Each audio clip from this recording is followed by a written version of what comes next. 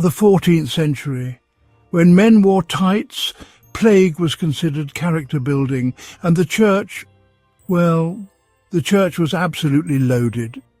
Seriously, imagine the church as your rich uncle who owns half the country, never pays taxes, lectures you about morality, and is also absolutely hammered half the time.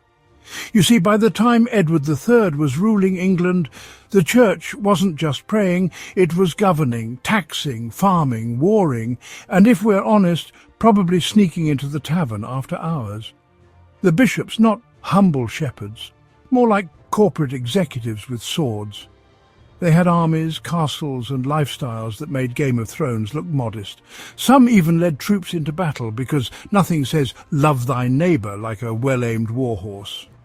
Meanwhile, monks were supposed to be devoted to prayer and poverty. Instead, they were hunting, drinking, gambling and occasionally chasing women or boys. Yes, that's the part they conveniently skip on the school tours. The local priests weren't much better. Some were good men, sure, but others were out in the fields, drunk in the marketplace or selling last rites like they were concert tickets. Take the poor folks of Saltash in Cornwall. Their priest was deaf, drunk, and liked to blurt out confessions while intoxicated. "Father, I've sinned." "Oh, you mean that time with your cousin?" Not ideal. And in walks John Wycliffe, Oxford genius, holy man, and the church's worst nightmare. Wycliffe took one look at the church's wealth and said, "You know what? I think God would be mildly disappointed." He argued the Bible was more important than priests, popes, or anything in Latin robes. He also said the king, not the pope, should be the spiritual boss of England. And then he went nuclear. He said the Pope might actually be the Antichrist. Bold move. Even bolder.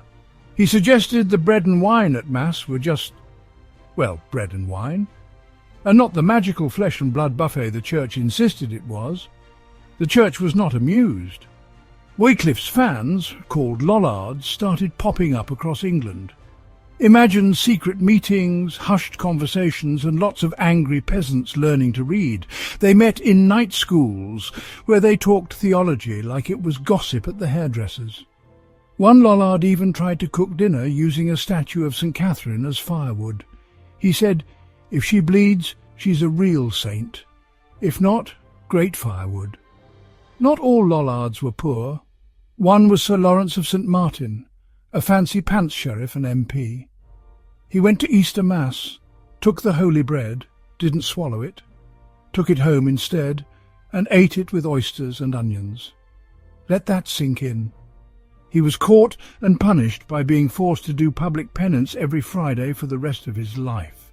There's devotion, and then there's oyster blasphemy. Eventually the church got nervous. These Lollards weren't just annoying, they were popular.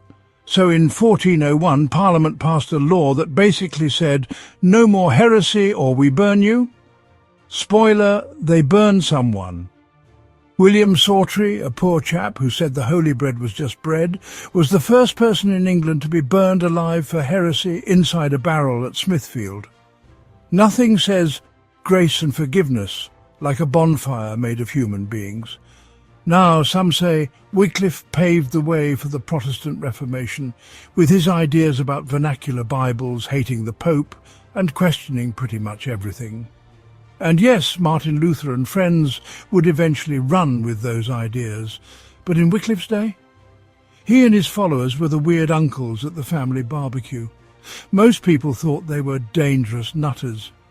Chaucer even joked about them in the Canterbury Tales. I smell a loller in the wind, which frankly sounds like someone farted during Mass. Still, for the average English person, the church was life. It was your local town hall, marketplace, Tinder app, courtroom, football pitch and weather forecaster, all rolled into one. People gossiped, gambled, argued, even brought their chickens to Mass. You could seal a deal, play chess or get into a fist fight right next to the altar. Meanwhile, above you, statues of saints watched from the rafters like terrified witnesses to a divine sitcom. So yes, The 14th century church was rich, corrupt, powerful, beloved, ridiculous, and occasionally on fire, literally.